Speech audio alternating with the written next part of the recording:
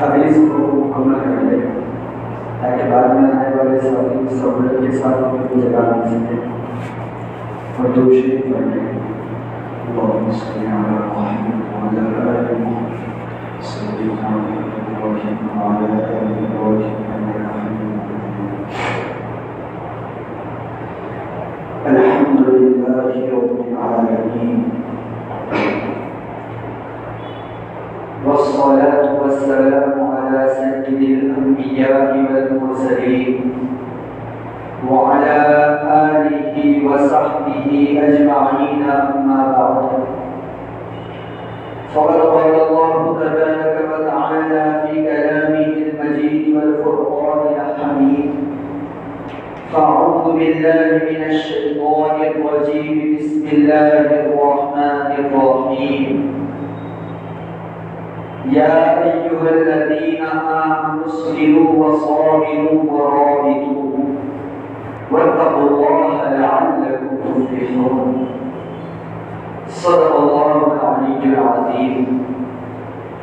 وقال النبي صلى الله عليه وسلم ليس منا من لم يرحم صغيرنا ويوقر كبيرنا ويأمر بالمعروف وينهى عن المنكر أو كما قال عليه الصلاة والسلام. عزیزان گرامی، اللہ رب العزت کا بڑا ہی فضل ہے، احسان ہے اور فضل عظیم ہے کہ اللہ نے مجھے اور آپ کو مذہب اسلام کی شکل میں ایک کامل اور مکمل دین عطا فرمایا. مذہب اسلام کی شکل میں ایک مکمل ضابطۂ حیات عطا فرمایا. ایسا ضابطۂ حیات جو زندگی کے ہر موڑ پر انسان کی رہنمائی کرتا ہے. انسان زندگی کے کسی بھی مرحلے سے کیوں نہ گزر رہا ہو، چاہے وہ بچپن کا دور ہو یا جوانی کا زمانہ ہو یا اہل شباب کا دور ہو یا بڑھاپے کی منزلیں ہو یا اس کے علاوہ کوئی اور دور ہو، اسلام اپنے ماننے والوں کی ہر موڑ پر، زندگی کے ہر موڑ کے اوپر رہنمائی کرتا ہے. اسلام اتنا کامل، جامع اور مکمل مذہب ہے کہ ساری دنیا کے مذاہب میں اس کی نظیر ملنی مشکل نہیں بلکہ ناممکن ہے. دنیا میں کتنے مذاہب ہیں؟ ہزاروں لاکھوں کروڑوں کی تعداد میں مذہب ہے، مذاہب ہے. خصوصاً ہمارے ملک ہندوستان کے اندر دیکھ لیا جائے تو بے شمار مذہبوں کے ماننے والے لوگ موجود ہیں. لیکن اللہ کا شکر ہے کہ اللہ نے مجھے اور آپ کو ایسا مذہب عطا فرمایا جو بالکل پاکیزہ ہے، صاف و ستھرا ہے، جس کے اندر اللہ نے عمدہ تعلیمات، پاکیزہ تعلیمات بیان فرمائی۔ ایسا مذہب اللہ نے مجھے اور آپ کو عطا فرمایا ہے۔ اس پر اللہ رب العزت کا ہم جتنا بھی شکر ادا کرے کم ہے، جتنا بھی شکر ادا کرے کم ہے، اس لیے کہ اس کے قابل ہونے کی سب سے بڑی دلیل یہ ہے کہ اللہ رب العزت نے خود اس مذہب کے کامل اور مکمل ہونے کا اعلان کیا۔ اليوم اکملت لکم دینکم واتممت علیکم نعمتی، اليوم اکملت لکم، کہ آج ہم نے تمہارے لیے دین اسلام کو کامل و مکمل کر دیا۔ جس مذہب کے کامل اور مکمل ہونے کا دعویٰ خود خالق ارض و سما کرے، اس سے بڑھ کر اور کوئی مذہب کامل اور مکمل نہیں ہو سکتا۔ تو پہلی بات یہ ہے کہ ہمیں اللہ رب العزت کا اس بات پر بے انتہا شکر ادا کرنا چاہیے کہ اللہ نے ہمیں ایسا پاکیزہ، اتنا عمدہ، اتنا اعلیٰ مذہب عطا فرمایا۔ ورنہ اگر دیگر مذاہب کی تعلیمات پر نظر ڈالیں تو احساس ہوتا ہے کہ ان کی مذہبی تعلیمات کے اندر اتنی ناپاکی، اتنی گندگی اور اتنے منحوس تصورات داخل ہے کہ آدمی سن کر بھی روکنے کھڑے ہو جاتے ہیں۔ اتنے ناپاک تعلیمات دیگر مذاہب کے اندر داخل ہیں، لیکن اللہ کا فضل ہے کہ مذہب اسلام ایسا پاکیزہ مذہب ہے کہ جب دیکھو گے آپ شریعت کا مطالعہ کرو گے، سیاہ ستہ کو کھول کر دیکھو گے یا فقہ اسلامی کی جو کتابیں لکھی گئی ہے اس کا جب آپ مطالعہ کرو گے، یا اگر مطالعہ کرنے کی استطاعت نہیں ہے تو علماء کرام سے رابطہ کر کے پوچھئے کہ مذہب اسلام میں پاکی صفائی کے معاملات کو کتنا کھول کھول کر اور مزاج کے ساتھ بیان کیا۔ علماء کرام جانتے ہیں کہ جب کبھی فقہ کی کوئی بھی کتاب کھولتے ہیں سب سے پہلے باب بیان کیا جاتا ہے کتاب الطہارہ، سب سے پہلے پاکیزگی کو بیان کیا جاتا ہے، سب سے پہلے پاکی کے مسائل کو بیان کیا جاتا ہے، اور اس کی وجہ یہ بتائی جاتی ہے کہ جو بھی عبادت ہے اسلام کے اندر، جتنی بھی عبادتیں متعین ہیں، اللہ نے اہل ایمان پر جتنے چیزوں کو فرض کیا ہے، ایمان کے بعد سب سے اہم چیز نماز ہے، اور نماز کے لیے پاکی ضروری ہے۔ پاکی اور صفائی کے بغیر نماز مکمل ہو ہی نہیں سکتی، بلکہ نماز کا تصور ہی پاکی کے بغیر نہیں کیا جا سکتا۔ لہذا مذہب اسلام میں پاکی صفائی کے چھوٹے چھوٹے جو مسائل ہوتے ہیں ان کے اوپر اتنی گہری بحثیں کی ہے، اتنا کھول کر چھوٹے چھوٹے مذہبوں کو بیان کیا ہے تاکہ اس مذہب کے ماننے والوں کے اندر پاکیزگی، نظافت، صاف ستھرائی اور اچھا رہنے کا ایک مزاج پیدا ہو۔ اسی لیے اللہ نے شرط لگا دی کہ پاکی کے بغیر نماز قبول نہیں ہوگی، پاکی کے بغیر تم قرآن کو ہاتھ نہیں لگا سکتے، پاکی کے بغیر تم بیت اللہ کا طواف نہیں کر سکتے، جب تک کہ تمہارا بدن حدث اصغر اور اکبر سے پاک نہ ہو تمہیں مسجد میں داخل ہونے کی اجازت نہیں ہے۔ بتانے کا مقصد یہ ہے کہ مذہب اسلام اتنی چھوٹی چھوٹی باتوں کو ایسا کھول کر اور وضاحت کے ساتھ بیان کرتا ہے کہ کسی اور مذہب میں اس کی نظیر ملنی، اس کی مثال ملنی مشکل نہیں، ناممکن۔ تو اللہ کا شکر ادا کرنا چاہیے کہ اللہ نے ہمیں اسلام جیسا مذہب عطا فرمایا۔ اب سوال یہ ہے کہ اس کا شکر کیسے ادا کیا جائے؟ کیا بس زبان سے کہہ دینے سے شکر ادا ہو جائے گا کہ اللہ تیرا شکر ہے تو نے ایمان والا بنایا، بس یہ کہہ دینے سے اس کا شکر ادا ہوگا؟ اس طرح کہنے کی وجہ سے اس کا شکر تھوڑا سا تو ادا ہوگا، لیکن مکمل طور سے اس کا شکر اس وقت ادا ہوگا جب ہم اپنے آپ کو 100% اسلامی تعلیمات کے مطابق چلنے والا بنائیں گے، جب میں اور آپ اسلام کی 100% تعلیمات پر عملی طور پر اس کو اپنی زندگی میں فالو کرنے لگیں گے، اس وقت ہم اس نعمت کا شکر عمل سے ادا کرنے والے بن جائیں گے، ورنہ زبان سے کہنے سے اس کا کما حق و شکر ادا نہیں ہوگا۔ تو اللہ رب العزت نے جب اتنا بڑا احسان کیا ہے اور مذہب اسلام جیسا کامل، مکمل، صاف ستھرا، پاکیزہ اور نظافت والا مذہب ہمیں عطا فرمایا ہے، تو ہماری ذمہ داری ہے کہ اب ہم اس مذہب کے ایک ایک تعلیمات پر خود بھی عمل کرنے کی کوشش کریں اور دیگر اپنے جاننے والوں کو، بلکہ امت کی ایک ایک فرد کو مکمل اسلام کی تعلیمات پر عمل کرنے کی دعوت بھی دی۔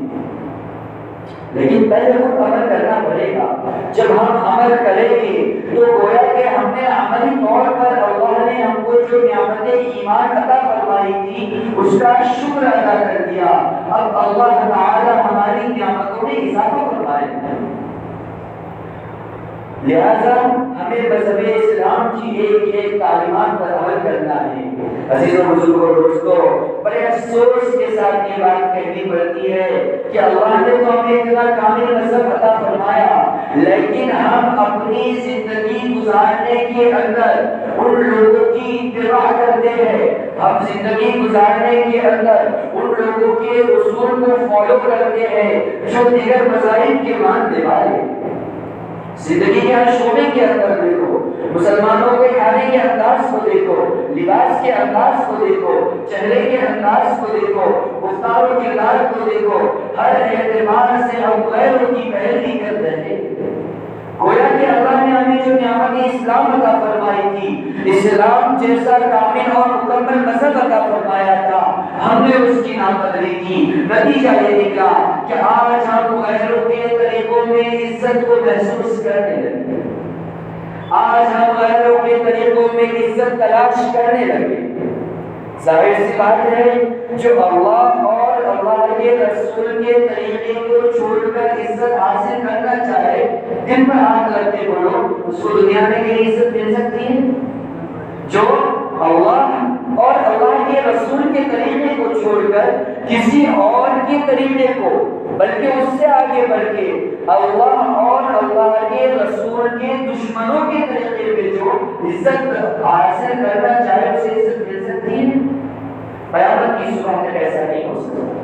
کہ جو اللہ اور اللہ کے رسول کے طریقے کو چھوڑ دے، اللہ اور اللہ کے رسول کی تعلیمات کو چھوڑ دے اور اللہ کے رسول کے دشمنوں کے طریقے کو اپنائے اور اس میں اس کو عزت مل سکے، ایسا کبھی نہیں ہو سکتا۔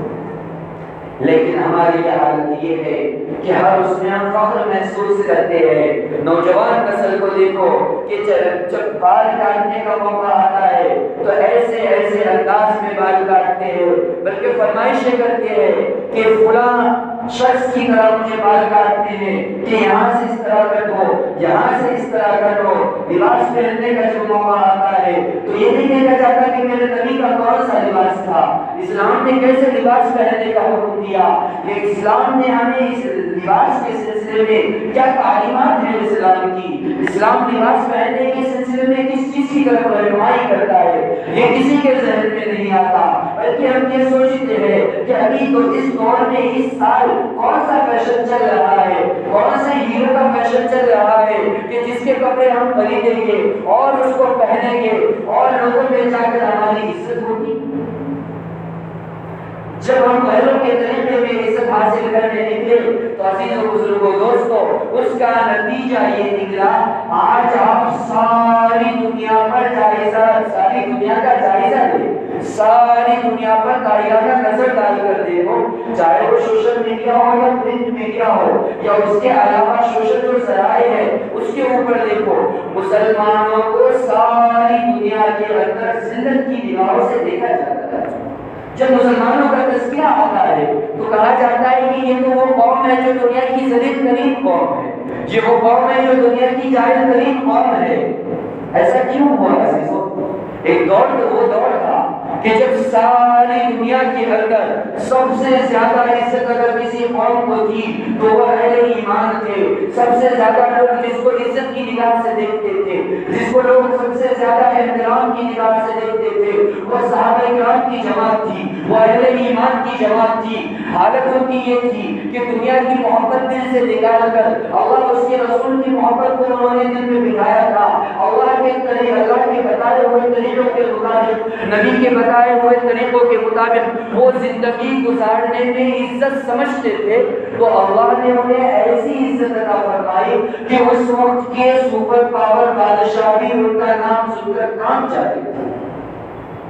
جو وہ بڑے بڑے شاہی محلوں میں داخل ہوتے,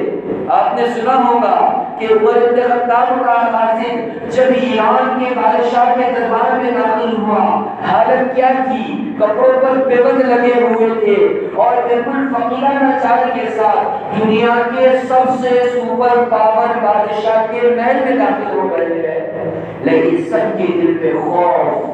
ہر ایک کے دل میں ان کے بارے میں خوف ہے. حالانکہ نہ ان کے پاس کچھ ہتھیار ہے, نہ دنیا کے اعتبار سے کوئی مال و دولت ہے, نہ ہی کوئی جو تو زیب و زینت کے اسباب ہے. سادگی کے ساتھ نبی کے طریقے کو اپناتے ہوئے ٹوٹی ہوئی تلوار ہے اور دنیا کے سب سے سپر پاور بادشاہ کے پاس جا کر اس کو للکار رہے ہیں. یہ صفت کہاں سے پیدا ہوئی تھی؟ فرمایا نا کہ عزت اللہ کے ہاتھ میں ہے. وَتُعِزُّ مَن تَشَاءُ وَتُذِلُّ مَن تَشَاءُ, ساری دنیا کی عزتوں کا بادشاہ اللہ ہے. وَتُذِلُّ مَن تَشَاءُ, اور ساری کائنات میں ذلتوں کا بادشاہ اللہ ہے. جب عزت ذلت دینے والا میرا رب ہے اور اب کسی اور کے پاس جا کر عزت تلاش کرے تو مل سکتی ہے, کامیابی مل سکتی ہے, کامرانی مل سکتی ہے, خوشگوار زندگی مل سکتی ہے. تو اسی لیے عزیزوں, بزرگوں, دوستوں, اگر ہم چاہتے ہیں کہ دنیا میں بھی کامیاب ہو, دنیا کے اندر بھی مسلمان بحیثیت امت مجموعی طور پر, مسلمان بحیثیت امت مجموعی طور پر عزت کے ساتھ زندگی گزار سکے, تو میری اور آپ کی ذمہ داری ہے کہ ہم اسلام کے بتائے ہوئے طریقوں کو فالو کرنے لگ جائیں, اللہ کے نبی صلی اللہ علیہ وسلم کی تعلیمات کی اتباع کرنے لگ جائے. جب ہم اللہ کے نبی کے طریقے کو اپنانے لگیں گے,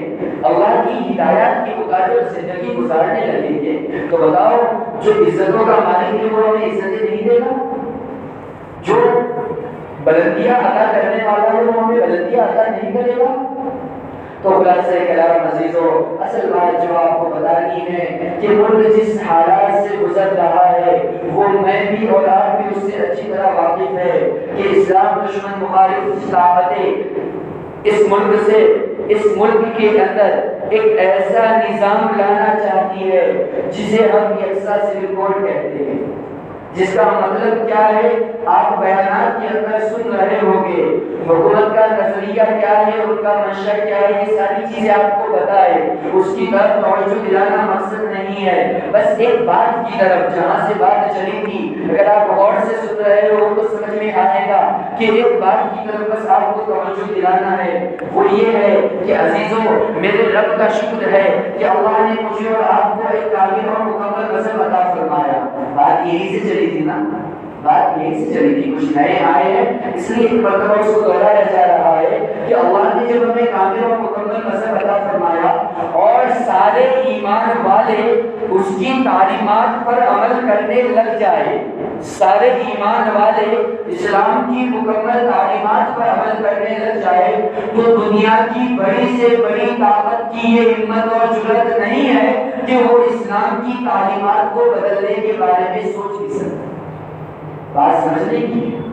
جب تمام ایمان والے اسلام کی مکمل تعلیمات پر 100% عمل کرنے والے بن جائے تو دنیا کی بڑی سے بڑی طاقت بھی مسلمانوں کے مذہبی قانون کے اندر, پرسنل لا کے اندر کوئی تبدیلی چاہتے ہوئے بھی نہیں کر سکتے.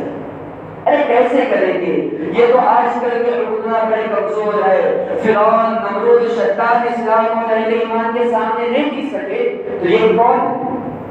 یہ کیسے دکھ پائے گی؟ یہ تو کمزور ہے، بے بس ہے، ان کے پاس کچھ بھی نہیں ہے، یہ کیسے اسلام کے اندر تبدیلی کر سکتے ہیں؟ تو پتہ یہ چلا کہ ان کے اندر جو جرأت آئی ہے، ہمت آئی ہے، جو اسلام کی تعلیمات کو بدلنے کی باتیں کر رہے ہیں، یہ میری اور آپ کی غلطی کی وجہ سے آئی ہے، میری اور آپ کی غفلت کی وجہ سے آئی ہے۔ ہم نے اسلامی تعلیمات کو چھوڑا، تب جا کر لوگوں کے اندر اتنی ہمت آئی کہ وہ اسلام کی تعلیمات کو بدلنے کے بارے میں سوچنے لگے۔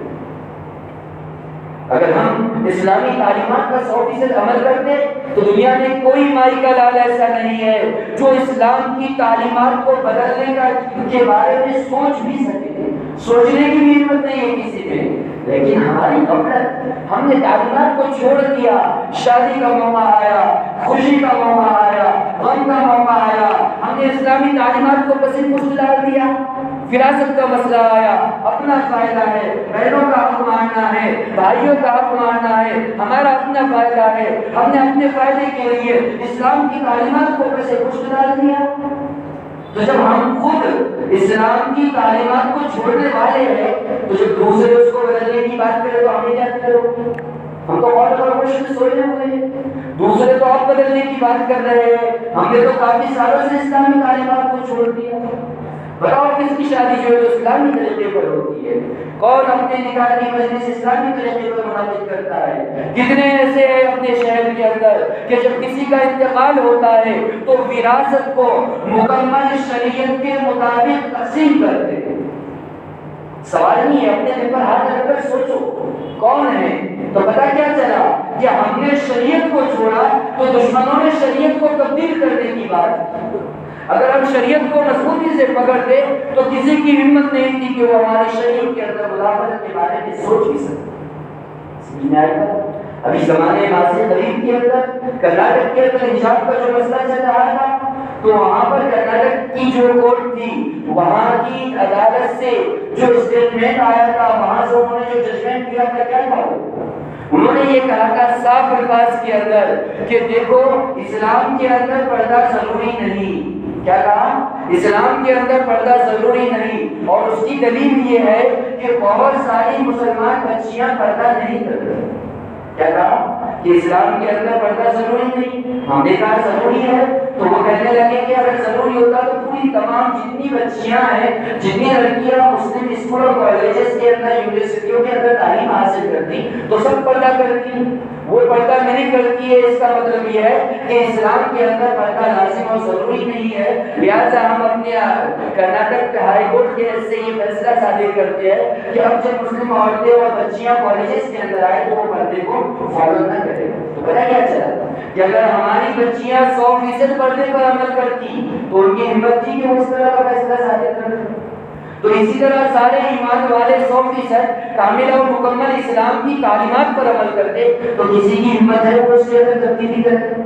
اس کی مثال سمجھتے چلو، اس کی مثال سمجھتے چلو کہ ہمارے ہندوستان کے اندر بہت ساری قومیں آباد ہیں، بہت سارے مسالک مذاہب اور جو ہے تو دھرموں کو ماننے والے لوگ موجود ہیں۔ ایک ایسی قوم کی ہے جو تعداد کے اعتبار سے بہت کم ہے، ایک ایسی قوم کی ہے جو تعداد کے اعتبار سے کم ہے، جسے میں آپ سکھ کہتے ہیں۔ کیا کہتے ہیں؟ سکھ۔ تعداد کے اعتبار سے بالکل کم ہے، لیکن انہوں نے کیا کیا کہ اپنی مذہبی تعلیمات پر ایسے عمل کیا کہ ان کے مذہب میں چہرہ رکھنے کا جو حکم ہے اس طرح مکمل چہرے کا لحاظ رکھا۔ تو ہندوستان بلکہ اکثر ممالک کی حکومتوں کو ان کی وجہ سے یہ اپنا اصول بدلنا پڑا کہ جب سکھ کبھی فوج کے اندر جاتا ہے تو اس کو داڑھی رکھنے کی اجازت ہوتی ہے، کیونکہ انہوں نے تصور ہی نہیں دیا کہ سکھ ہوگا تو داڑھی ہوگی، ہر سکھ کو داڑھی ہے، لہذا چاہے وہ سکھ فوجی ہو یا پولیس میں ہو یا سرکار کے کسی بھی محکمے میں ہو، اس کے لیے داڑھی ہونا لازم ہے، داڑھی کے بغیر سکھ کا تصور نہیں۔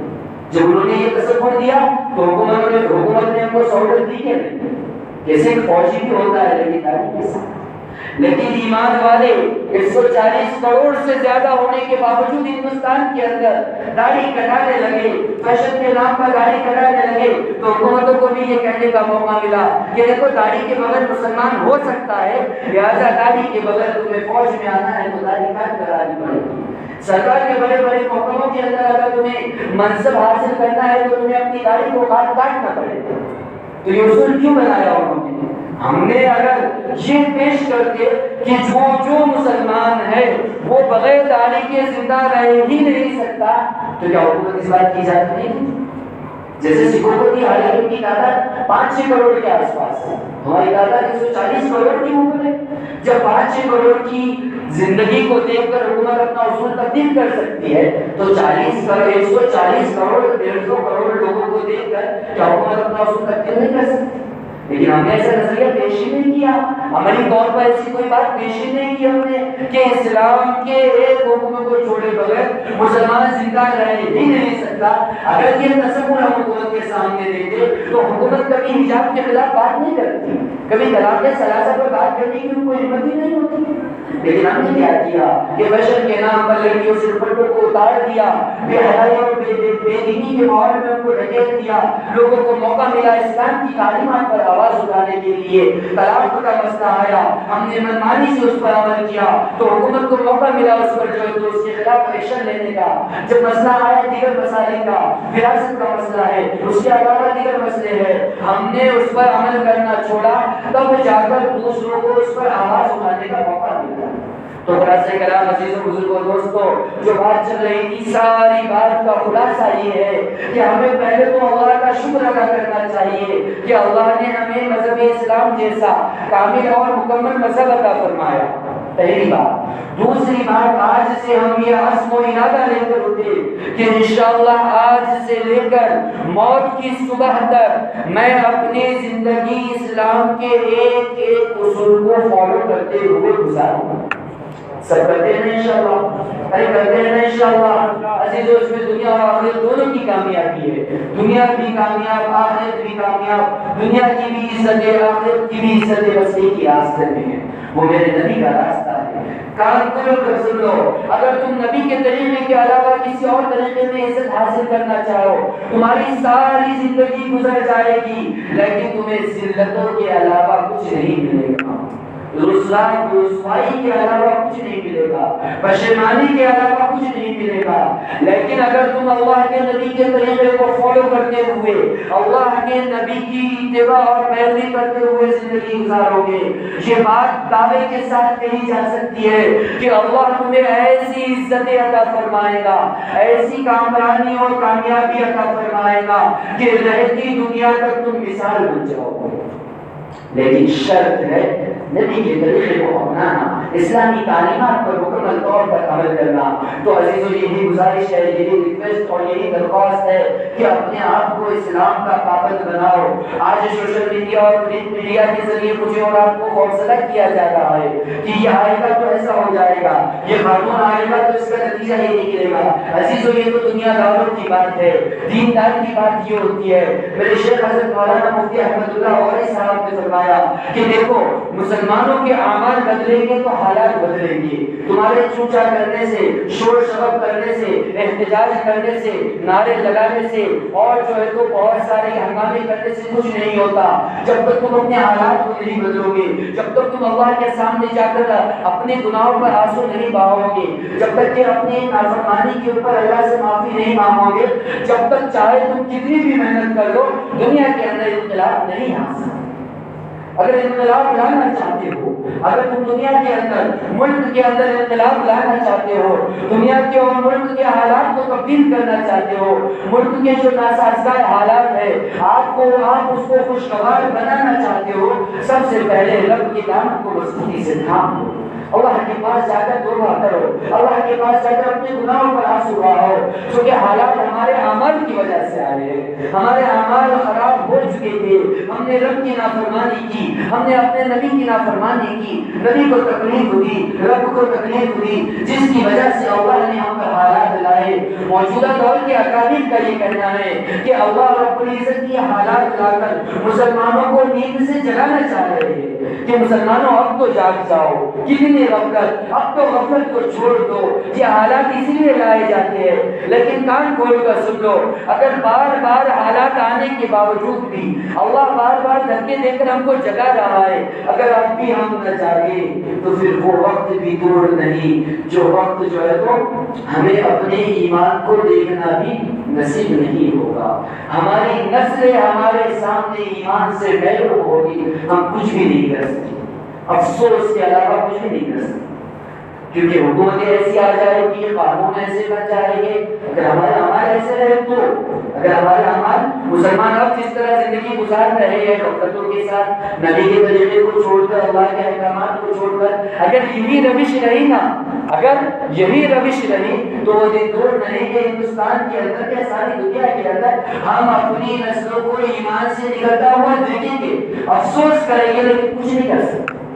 تو اسی لیے عزیزو، اللہ یہ حکومتوں کے ذریعے کرنے والی ذات اللہ کی حکومتیں کچھ نہیں کرتی، بس اللہ یہ حکومتوں کو استعمال کرتے ہیں تاکہ مسلمانوں کو جھنجھوڑا جا سکے، خوف خرگوش سے بیدار کیا جا سکے۔ یہ حالات اسی لیے آتے ہیں، لہٰذا میری اور آپ کی ذمہ داری ہے کہ جو بندہ چھوٹے چھوٹے لڑکوں سے سبق جاتا ہے تو بڑے حادثے سے کیا ہوتا ہے؟ محفوظ رہتا ہے، لیکن جو چھوٹے چھوٹے لڑکوں سے سبق حاصل نہیں کرتا، وہی غفلت والی زندگی، وہی جو ہے تو غفلت اور نافرمانی والی زندگی اور وہی روش کے ساتھ زندگی گزارتا ہے، تو پھر ایسا بڑا دھکا لگتا ہے کہ وہ سمجھنا چاہے تو بھی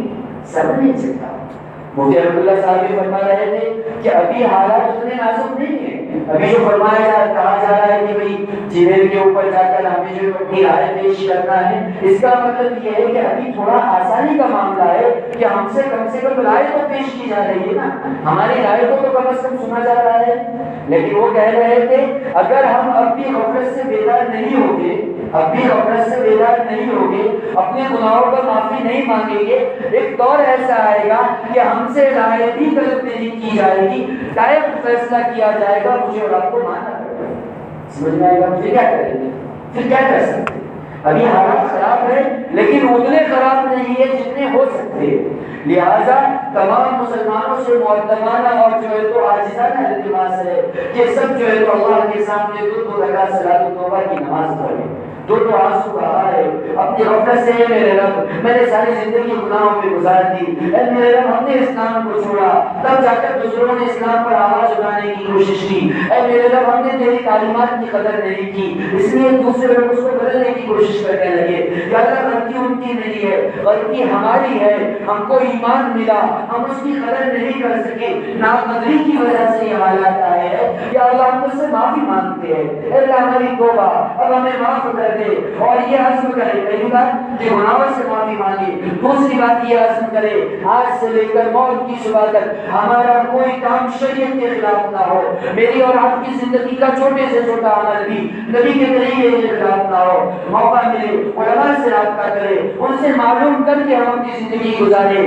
یہ علماء ہمیں اسلامی شریعت بتانے والے ہیں، منشأ خداوندی اور منشأ رسالت بتانے والے اس دور میں علماء اکرام ہیں، لہٰذا ہم علماء اکرام سے اپنے تعلق کو مضبوط کریں، ان کے پاس جا کر بیٹھیں، ان سے معلوم کریں کہ نبی کے کھانے کا طریقہ کیسا تھا، نبی کے پہننے کا طریقہ کیسا تھا، خوشی کے موقع پر میرا نبی کس طرح جو ہے خوشی منایا کرتا، غم کا موقع آتا تو نبی کی کیا حالت ہوتی، یہ ساری چیزیں تمہیں انبیاء کے وارث علماء بتائیں گے۔ لہٰذا آپ کی ذمہ داری ہے کہ آپ علماء سے اپنے راستے کو، اپنے تعلق کو جو ہے استوار کریں، ان سے محبت اور عقیدت کا تعلق قائم کریں، تب جا کر کام بنے گا، کیونکہ ہمیں شریعت کو بچانا ہے اور شریعت بتانے والے علماء ہیں۔ تو شریعت بچے گی کب؟ جب ہمارے دلوں میں شریعت بتانے والوں کی محبت ہوگی۔ وقت ہو رہا ہے لیکن بس اہم بات کی اس لیے بتا رہا ہوں، اس بات کی طرف سے توجہ نہیں دی جاتی ہے، بس یہ اعلان ہوتا ہے، یہ شور کیا جاتا ہے، شریعت کو بچانا ہے، مسلم پرسنل لا کو بچانا ہے، اسلام کے آئینی قانون کو بچانا ہے۔ ارے اس کو بچاؤ گے کیسے جب تمہیں جو شریعت بتانے والے ہیں ان سے تم محبت کرو، ان سے تعلق کو قائم کرو، ان کی عزت کرنا سیکھو۔ جب شریعت بتانے والوں کی محبت دل میں ہوگی تو شریعت کو بچانے کے راستے اللہ خود کھولے۔ سمجھ میں آئے گا؟ اس لیے اللہ سے دعا ہے کہ اللہ تعالیٰ مجھے بھی اور آپ کو بھی اسلام کے ملنے پر شکر کرنے کی توفیق عطا فرمائے، اسلام کے ایک ایک تعلیمات پر مکمل طور پر عمل کرنے کی توفیق عطا فرمائے، شریعت کی محبت اور شریعت بتانے والوں کی محبت ہمارے دل میں پیدا فرمائے۔ جن ہزار کی سنتیں باقی ہیں اس سنتیں